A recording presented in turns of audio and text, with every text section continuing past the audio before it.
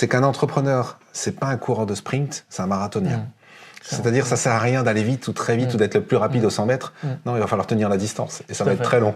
Donc, ça, c'est une chose. Et une autre chose que j'ai appris aussi, c'est en regardant la nature, j'aime bien regarder l'existant autour de toi, c'est que plus les choses sont dures et solides, plus elles ont pris du temps.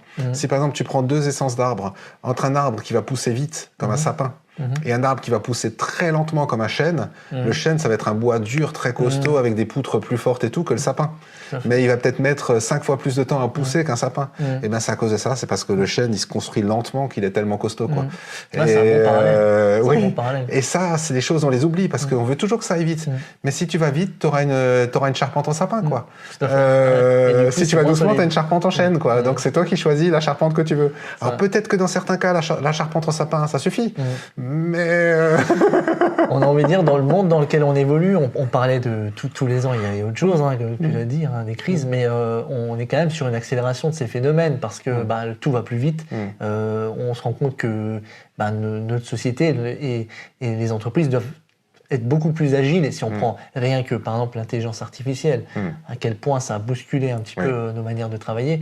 Donc c'est sûr qu'il vaut mieux avoir une bonne charpente en chêne pour supporter ces aléas, on va dire, d'entrepreneurs. J'aime bien, je note ce parallèle, il est excellent.